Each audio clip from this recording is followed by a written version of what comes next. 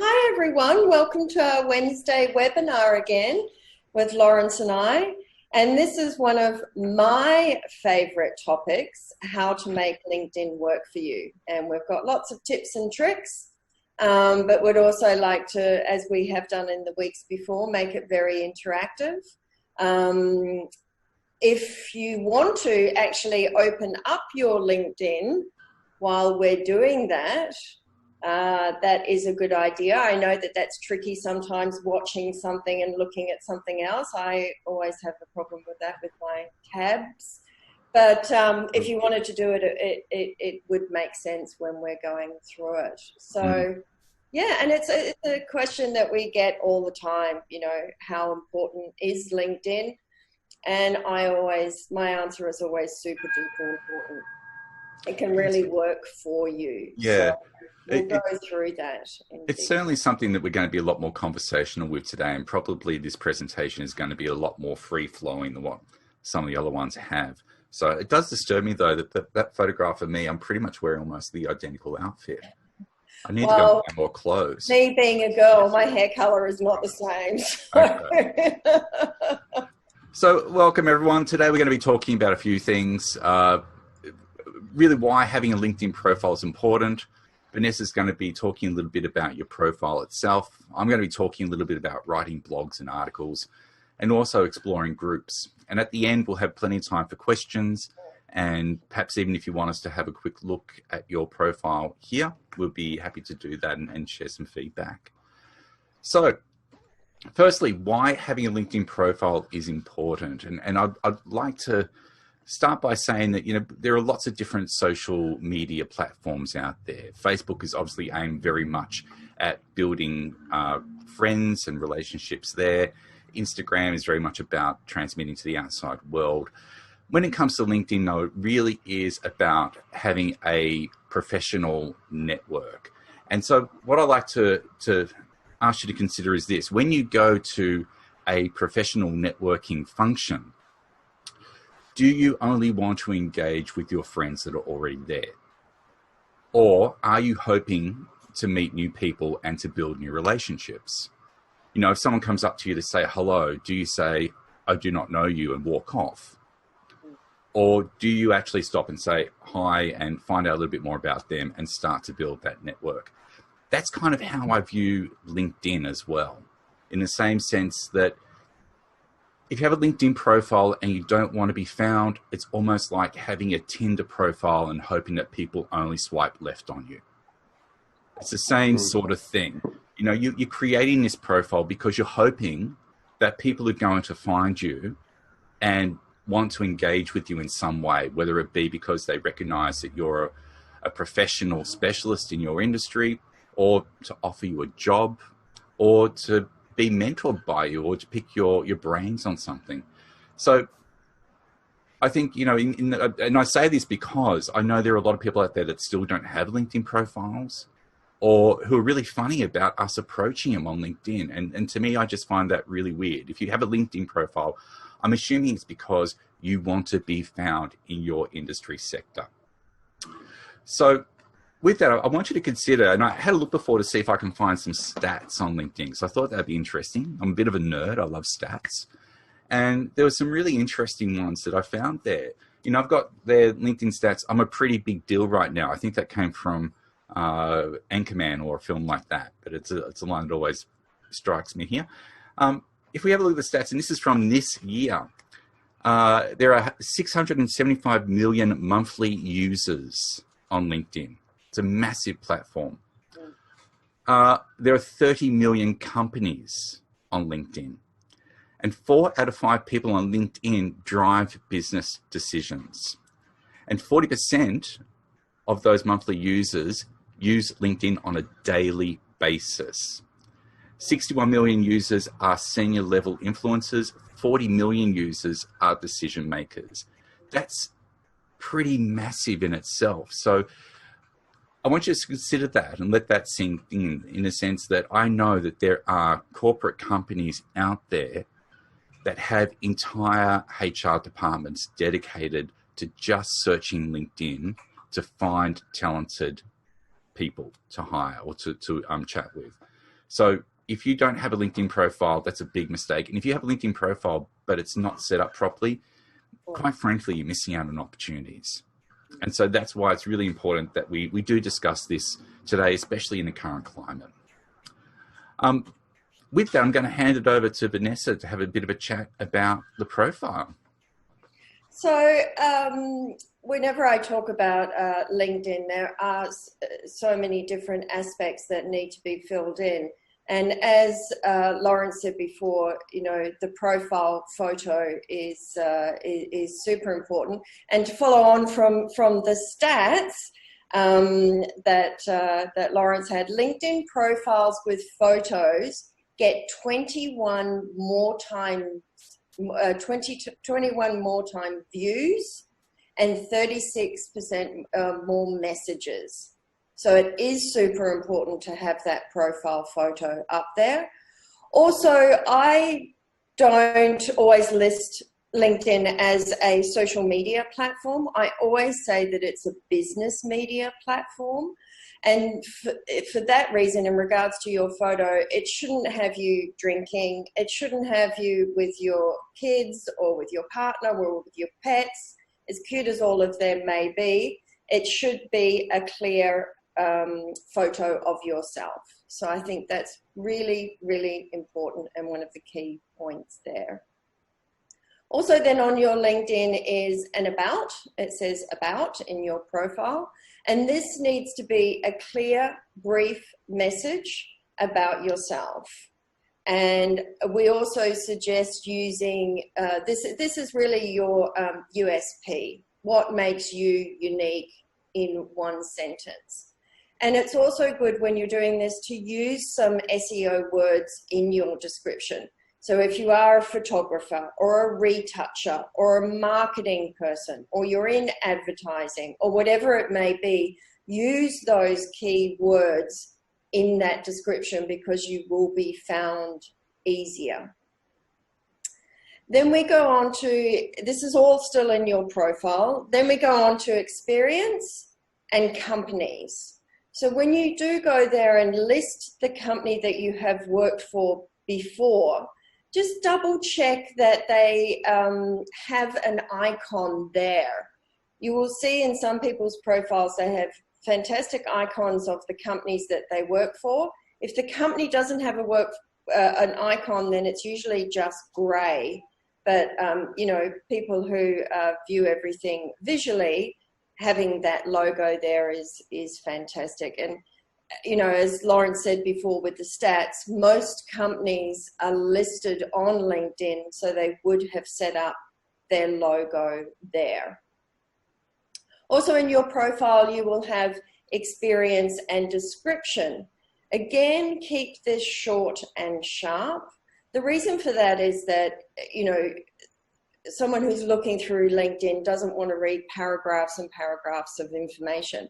And this can come at the second step after they've contacted you. This can be in your CV. This can be in your conversation that you're having with them later. A lot of the things I do see is that I get somebody's CV with the big description of what they did at a particular company, and it's exactly the same as the CV. I think you can treat them differently and just remember to keep it short and sharp. Also in experience, you will be able to place media, which I think is brilliant for creatives. You can show TVCs that you've worked on there. You can show a link perhaps to the company that you did some work for or a client that you're working for. This also is great visually. It just brings the profile more to life. For instance, when I was working in advertising, I listed, I think it was 2 or 3 TVCs that I was really proud of and that I had worked on. And people can just click on those and have a look at them, which also adds to your experience. But that can be a website, either a website to your work or a website to a company that you worked for, or just have a play around with it and have a look in there. That's about it on profile. It's not really it. That's actually quite a lot to take in. Does anybody have any questions before we move over to the next? I can see VA's raised her hand, and I've got a point to make as well. But VA, if you want to jump in first. Great. Sure. Thanks, Lawrence. That was excellent. Thanks, Vanessa.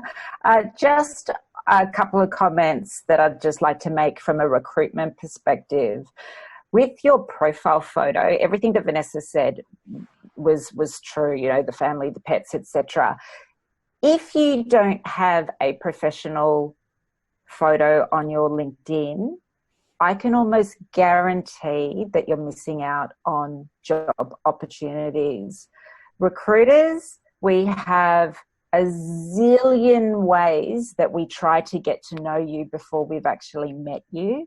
And so that profile pic says a lot about you. So the simple rule is, if it's a photo that is better suited for your Facebook profile with that you want your mates to see, it may not be, in fact, it probably isn't the right one for your LinkedIn profile photo. So always remember that.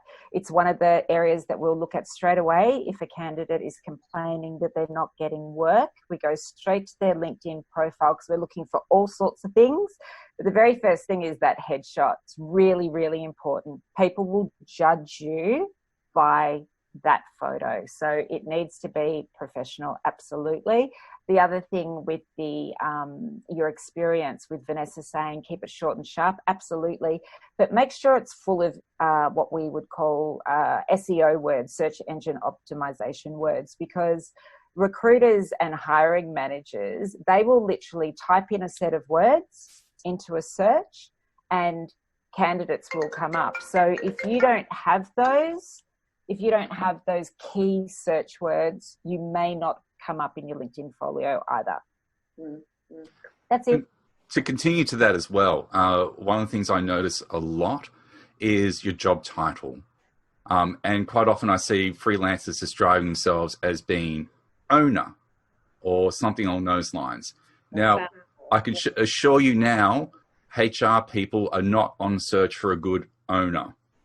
They're looking for a good graphic designer or a creative director or an art director or a copywriter, whatever it is. But, you know, please think beyond being a business owner. You're making that profile about you personally and not about you professionally when you do that. So you really need to make sure that you're thinking about, again, those SEO words. What are those key searchable words? And that includes your job title as well. So, yeah, definitely please don't do owner. We see it all the time. You're not going to be found. And quite frankly, no one's going to care. That's right. And one more thing, thank you, Jane, made a really great comment. A lot of people have the same name and the photo helps people to differentiate. The most bizarre thing that happens to recruiters is when we put in somebody's name, just say, for example, there's 20 Jane Christiansens. The weird thing is about 13 of them will all have exactly the same job title as you. It's a phenomenon that happens around the world.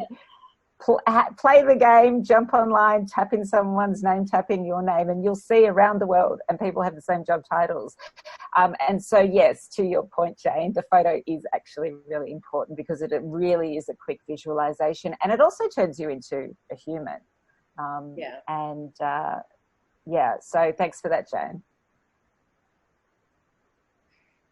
Okay, fantastic.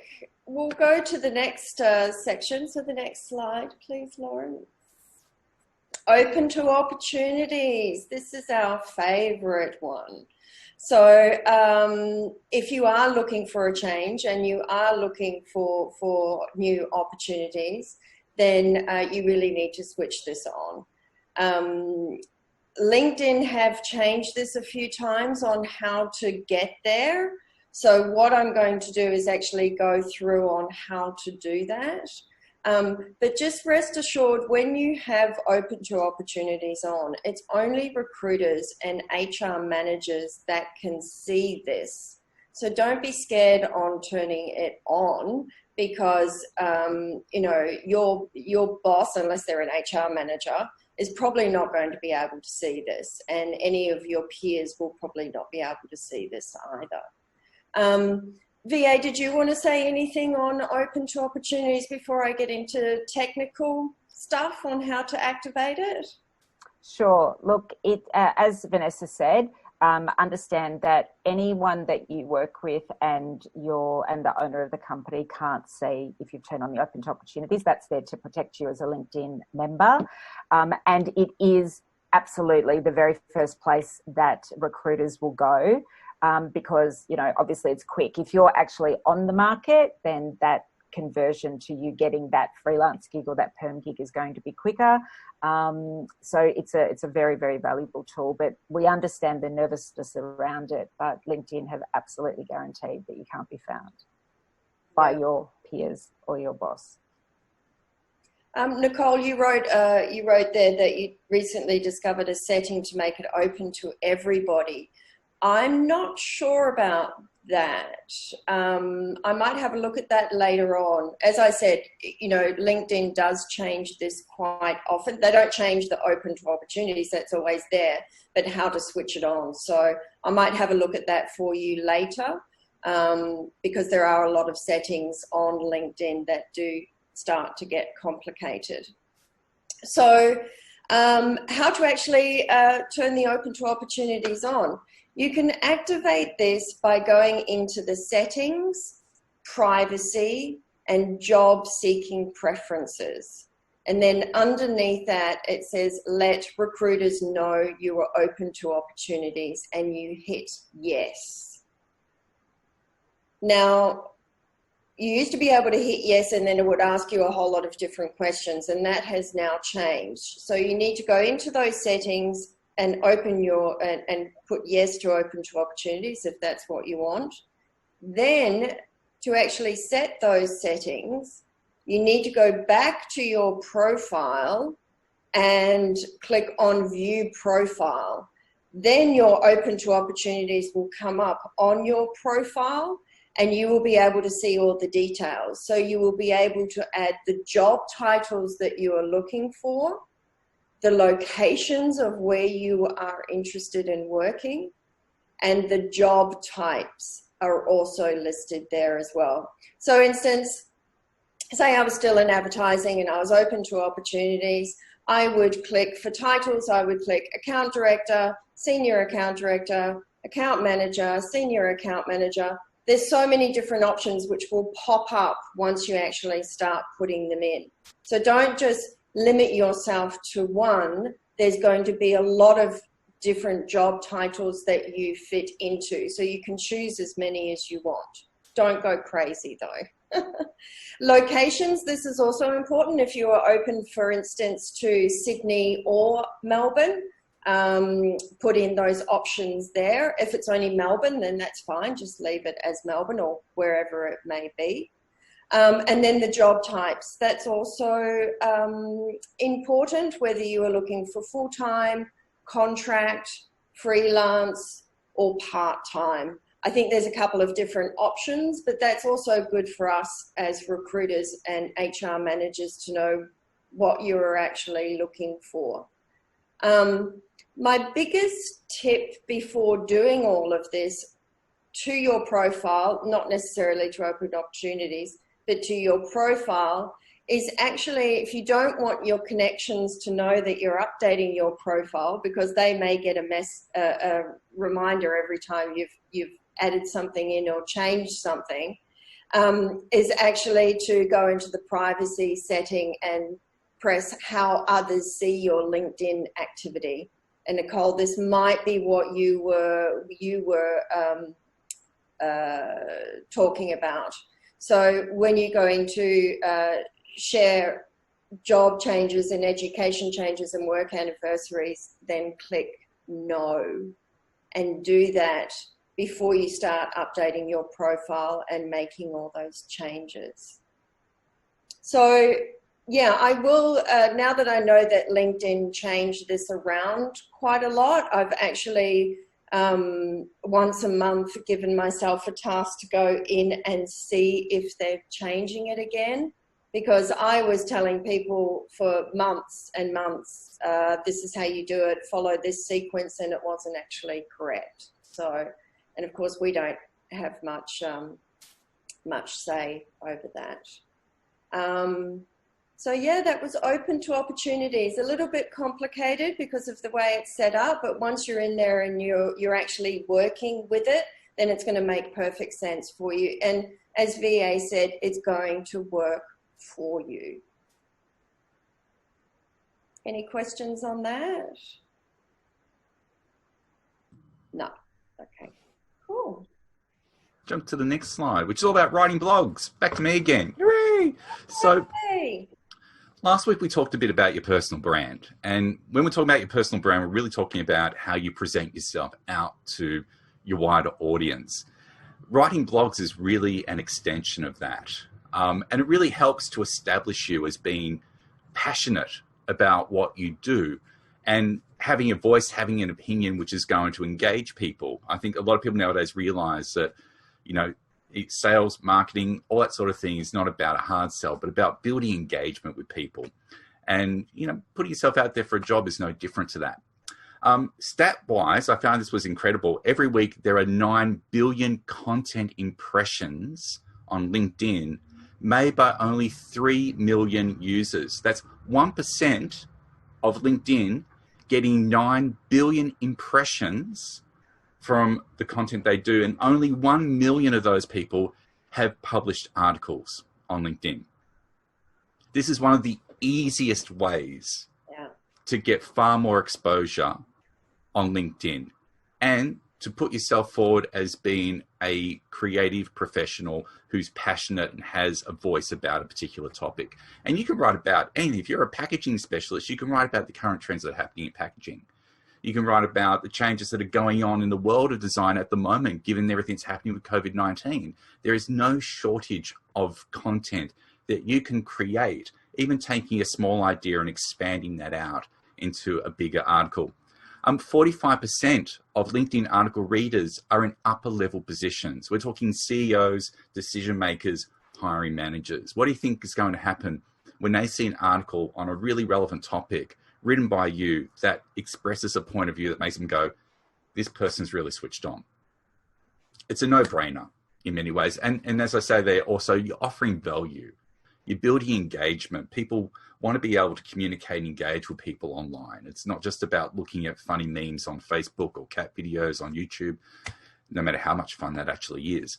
But it is about being able to offer a bit of who you are as part of your personal brand on LinkedIn. It's a professional network after all. One go to LinkedIn. Does everyone know how to actually post an article on LinkedIn? Is it worth me just quickly showing you just do this? If you go into LinkedIn, you can literally see a status update that says write an article. If you click on that, you can just enter your headline article there. You can upload images. You can hyperlink to external links if you want. It really is as simple as that. And then when you publish it, it'll be published against your own profile. I think that's key though, Lawrence, because we talk about blogs and essentially it is a blog, but LinkedIn title it as article. So that's just really important. Don't look around for blog on LinkedIn. They mean article. As Shakespeare says, a blog by any other name. Actually, no, I don't think he said that, but I'm paraphrasing. That's the point. I am paraphrasing here. That's what writers do. So if you haven't written an article, that's my challenge for you this week. Write something, put something out there. Be one of those mere 1 million out of 675 million monthly users that are creating content that is engaging and puts forward who you are and why you are a professional in this creative industry. So, does anyone have any questions about blogs or articles or personal rants? VA? I'd just like to send out an invitation to everyone. If you do write an article on LinkedIn, feel free to email us the link. We'll put it onto our company page, of which we've got about, I think we're up to nearly 33,000 followers. So it's a really big network, and we can always share that for you as well. Okay. So I have a question. I've got because I run like a design studio on the side as well. Mm-hmm. Although I haven't really done much with it in terms of, being on LinkedIn. Can you write blog articles if you've got, sort of like a linked LinkedIn profile as a business? What you would do is that you would write it under your profile, and then you could post it under your business page. I think that's how you would do it. Yeah. Okay. Yeah, I'm happy to do that. But I was just wondering, because with my studio, like I want to push across my studio name. I want to try and remain anonymous. I'd rather push myself out there as the studio talking, not individual people. I get your point. I'm not quite sure if I know the answer to that, if I'm completely honest with you, because I've always posted under my name, but then aligned it back to Creative Recruiters. And, we encourage everyone to go to the Creative Recruiters LinkedIn page. And then as the members of Creative Recruiters, we all contribute towards that and create that page. So I get where you're coming from, but that might be something you may have to go to LinkedIn regarding on that one. Yeah, okay. That's right. Helen brought up a good point. Any tips on copyright parameters for blogging? Yes. Make sure that the images that you are using are usage free, and you're not actually using somebody else's image that you're not supposed to. And you can check that by searching for usage free images on the website. If you are referring to anybody in your blog and actually writing about it, then just refer to it that you're actually referencing them. So good question, Helen. Thanks for bringing that up. I think statistically, while I was researching for today, I went looking for LinkedIn statistics. And if you go looking on Google, you'll find those statistics on there. And within that, they did have certain stats around what seemed to make certain blogs work better than others. So, for instance, one of the ones that I found really interesting was that blogs that did not have videos ranked better than ones that did. I would have thought it would have been the other way around. And I think they said something like blogs that had 5, 7, and 9 headings, I don't know why they came to those numbers, were more read than ones that weren't. So there were certain stats there, which for time reasons, I wasn't going to necessarily include today. But if you go Googling, you'll find that article, and you'll be able to see what kind of statistical information they have based around that. We'll Alex, move on. Go on. Question. So with blogs, is hashtags just as important, do you think? Can you incorporate hashtags in the blog? I don't know if I'm not sure about hashtags in the blog. Hashtags certainly within the post about the blog, any of the status updates. Hashtags are still very relevant on LinkedIn as well as on obviously platforms like Instagram. I haven't used hashtags within a blog. I'm not quite sure if they are as usable within that context. They might be. Yeah. I might have to look at that. It could be a good question for me to follow up on. When you've actually written the blog, then when you post it, it says, what is your blog about? And it actually suggests for you there to put in hashtags. So it's after you've written the blog, not necessarily in the blog. Yeah. Thank you. Yeah, cool. Yeah. And Alex brought up a good question, but I think you may have to get answers from everybody else on this. Is LinkedIn Premium worth it? I don't know. I don't use it. It's a subjective thing, isn't it? Yeah, some people are going to find it really valuable. Some may not find it as much. Yeah. So I think that might be, something you might have to, again, pick up with LinkedIn. Yeah. And with I think it depends on what you're using LinkedIn for. So, as recruiters, we pay a lot of money to have the absolute super duper account. But as a member, if your main goal is to connect with as many people as you possibly can, it's probably worth it because it gives you layers of being able to do that. But if you're just wanting to be found, the free version is absolutely fine as long as your profile is set up the way we've been describing it. I hope that helps, Alec. Great. Good. Moving on, keeping an eye on time, so I'll go briefly through this. LinkedIn groups. A lot of people may not realize or may have forgotten that LinkedIn actually has groups as well. So, I think we're used to seeing that more on platforms like Facebook. However, if you do go searching on LinkedIn for particular industry sectors or niches within that, you'll find that there are groups there. And it's an easy way to connect with your tribe to be able to be in front of your industry sector. A great place for you to be able to obviously contribute to any of the conversations that are going on there. And of course, to post those blogs that you've just written as well. In many ways, I view LinkedIn as being very much like a meetup that I talked about at the start of this presentation. If you go in there willing to engage with people, to approach people that you would like to align yourself with, it's a great opportunity to really be able to be mentored by some people, to offer advice out to those that could benefit from your insights, and to be able to feel a bit more part of a community or an industry as well. Does anyone have any questions about that? No? Awesome. Okay. Question time. Woohoo! Okay.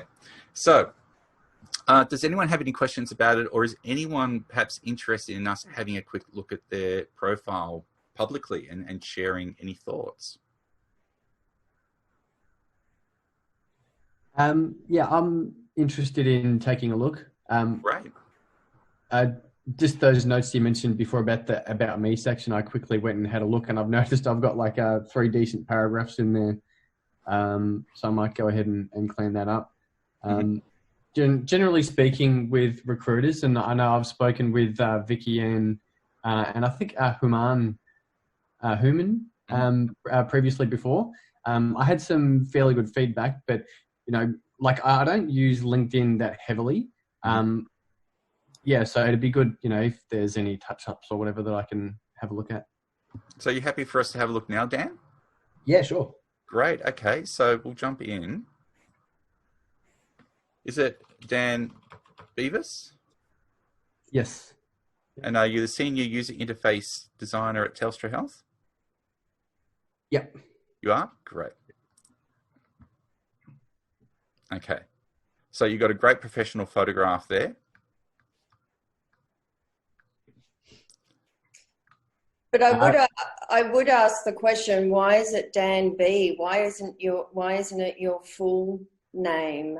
Maybe because I'm not connected to him.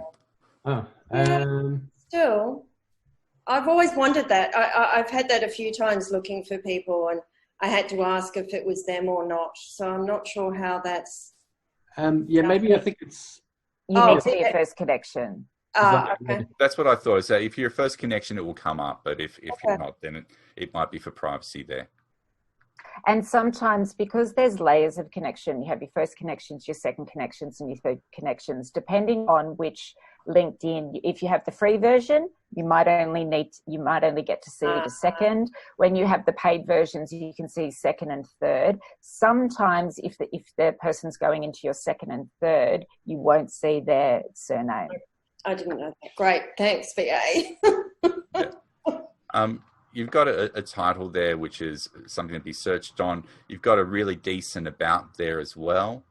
In terms of your experience, again, you've got clear titles there.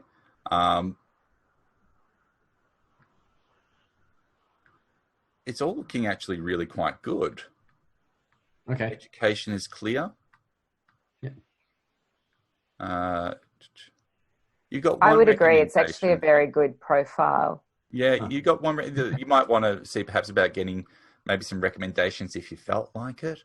Other than that, though, I think it's a really nicely laid out, very clear, easy to see. I can see your job titles. I know what you do, which is the key thing. I'm looking at that and saying, oh, I can see this person is obviously a highly experienced senior user interface designer. So there's no guesswork there. Okay. Vanessa, have you got any? No, I love it that all the icons are there for the companies. I'm trying to scroll on the page, and of course I can't.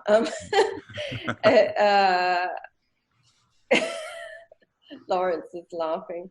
Is there anything that that you can actually link in there? Remember, I spoke earlier about media.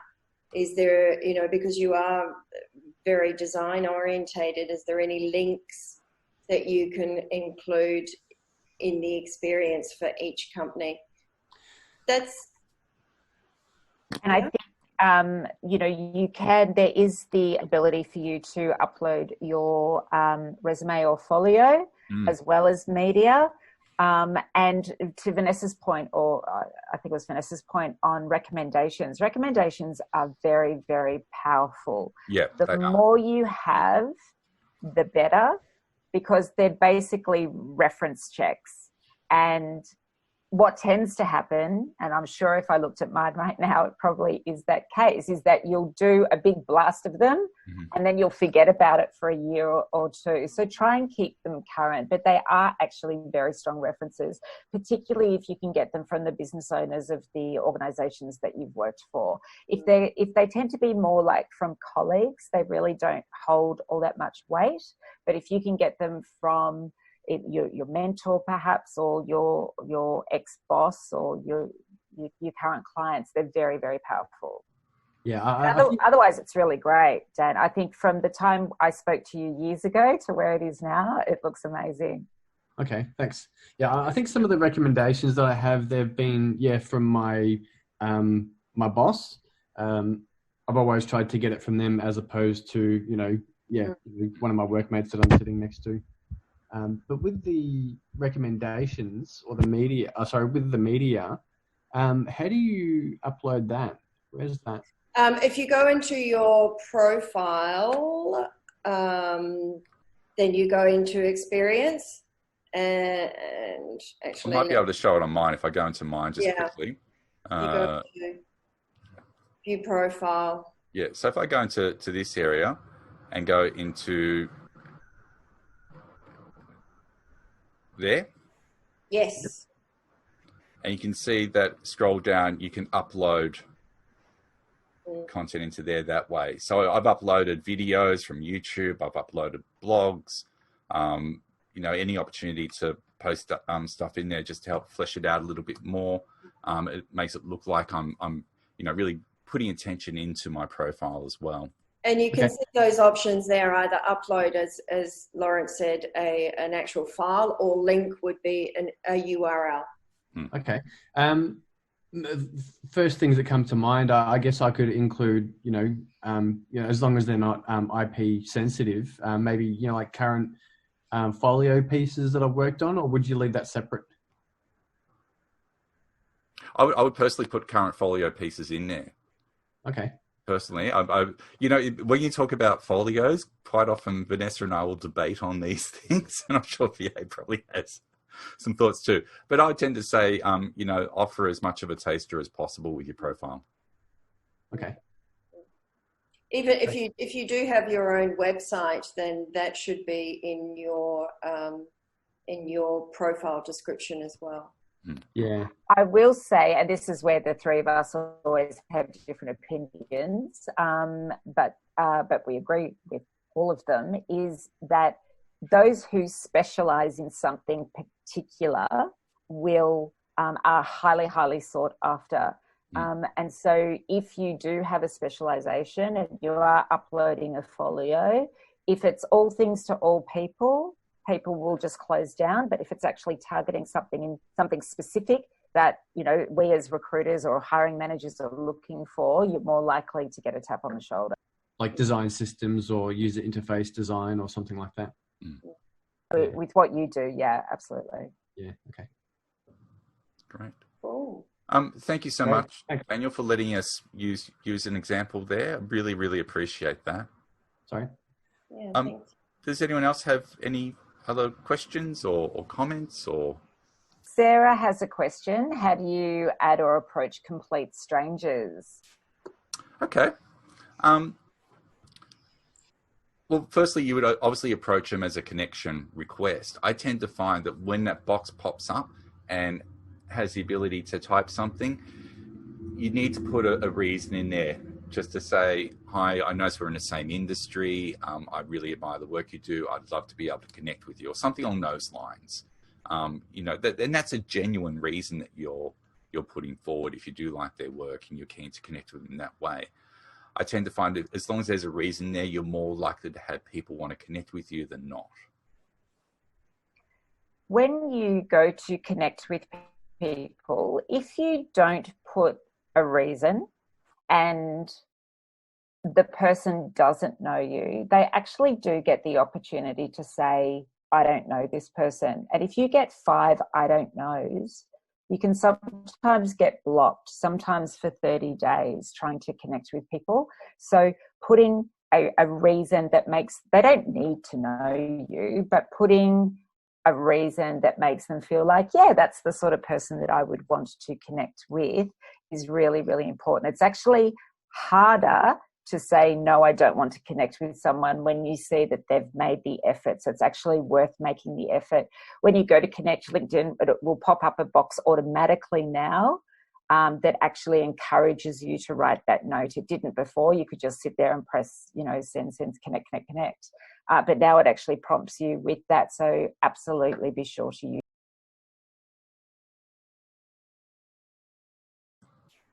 Does anyone else have any other questions? I'm just being conscientious of making sure we don't go over time today. Well, I was just thinking in terms of that. That's where the premium account would probably be an advantage there, because I think it does give you a little bit more access to those people, and you can also see who is looking at your account as well. So if you are posting every day and you're putting out content, you're getting to see that interaction. So I think it's really, if you're wanting to meet new people, start talking about the content and the people you want to meet, and you'll probably see them on the back end of that.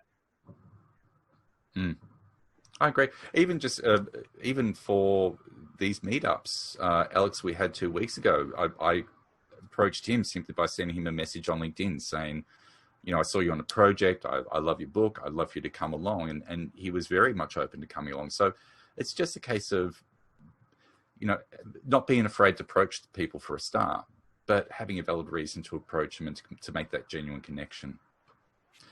But yeah, you're right. You can see more if you have a higher paid account, but you may not necessarily even need that level if you just want to reach out and connect with people.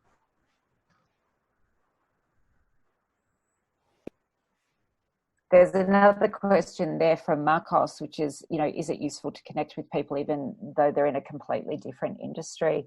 And it's like, the answer to that I would have thought is, if you feel that it is going to add value to your job search, sure. I think there needs to be a reason for doing that. Vanessa, what are your thoughts?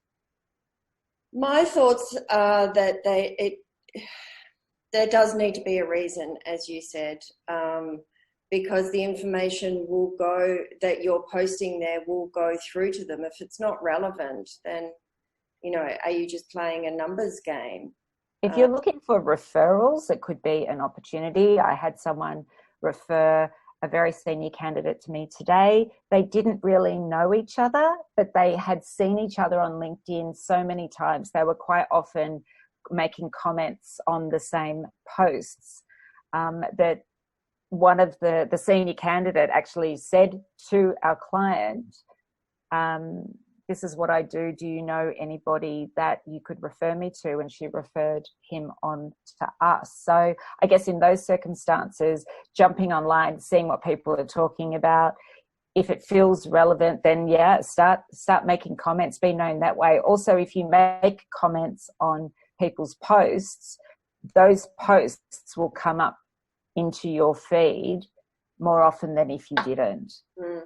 So and if you're constantly commenting, they get to see you. Yeah, that's a good thing. Also, it's a great point, actually, VA, when you are connected with these groups that Lawrence talked about before, when you like them or make comments on those groups, those things are going to come up. So, it's fantastic. There's just so much there working for you behind the scenes than you having to spend time on marketing. It's all there. Yeah. Okay, anything else there, guys? Great tips. Connect with people without, yeah. I have a question. Mm-hmm. I'm just wondering if you should only show the jobs that are relevant to the jobs you're trying to attract. And I guess it sort of applies to your resume as well, because, well, I guess in your resume you can kind of categorize different kinds of employment. So I'm just wondering, what's the deal with LinkedIn? Would you recommend? I personally would, if it was for a long period of time, because if you don't have a job that you were in for 2 years, then the question is going to be asked, what were you doing for 2 years? And you may not write a whole lot of information in there, but I personally think the job should. The jobs that shouldn't be in there that can come off is when you were at uni as a bartender and you're going for graphic design roles, or you helped out on, a farm, and you're after an art director role, then those ones aren't relevant. But if it was something, you can always, if the job was not relevant that you did to what you want to do today, you can always explain why you did it. You may have changed halfway through your career on what you wanted to do. That's my 5 cents. I'd say the transferable skills. Look at that. And I'm going to sound like I'm sitting on a fence here, but it's going to be a case-by-case basis in answering that question. But you might have some skills that exist in one previous industry that might be transferable via or into the new industry. My partner is currently looking for work outside of hospitality, where he's been for 25 years. And we've been able to take elements of that and to place it into a whole lot of other industry sectors. So it's not necessarily putting to waste that 25 years of experience. It's just repurposing it in a different way. So it's really got to be a case-by-case basis, I think. That answers my question. Thank you. No problem. Great. Anything else? Or maybe it's time to wrap up, I think. So thank you everyone for coming today. I hope it's been informative for you. Certainly if you have got any requests or questions, please feel free to email us. Our emails are on the screen at the moment, or go to our website as well. And otherwise we'll look forward to perhaps seeing you next Wednesday at 1 o'clock. VA, One more thing, Lawrence, have you mentioned the Facebook group where everyone can go? Group yet. We have, over the past couple of weeks, each week there's generally been some additional action point to come out of it. So during the week of creativity in isolation, one of the things that came up was about having accountability partners. Last week it was about crafting and practicing your elevator pitches. And so what we've done is we've created on Facebook a Creative Recruiters virtual meetup group, which has been set up specifically to allow people to come along and to continue doing any of those work action points that we've discussed during these. So if you go to Facebook and look for Creative Recruiters virtual meetup, you'll find that group there and you are more than welcome to join. Sorry, I have one more question. I think someone else asked it in the chat before about case studies, writing case studies as a blog article. Is that something that's attractive? Or? Yeah, absolutely. If because then it becomes experiential, doesn't it? You're talking about something that actually exists, it actually happens. You're talking about, whether it's been a brief or, essentially a brief is always just a problem that needs some sort of communication or resolution. And so if you're taking that and talking about what you did on that and how you're able to produce an outcome or a result, that's going to be both a compelling read for people who might be in a similar situation, as well as being excellent social proof for your abilities. Okay, great. Thanks. Anything else? Okay. I'm loving all the thanks and everybody enjoying it. So thank you. If there are any other topics that you would like to talk about in the future weeks, don't hesitate to email Lawrence or myself. We've got a few lined up already, but we're always open to things that you actually may need. That's what we're here for. Yeah, excellent. Otherwise, everyone have a great rest of your week, and we'll see you next week. Bye. Thanks, everyone. Bye. Take care. Bye.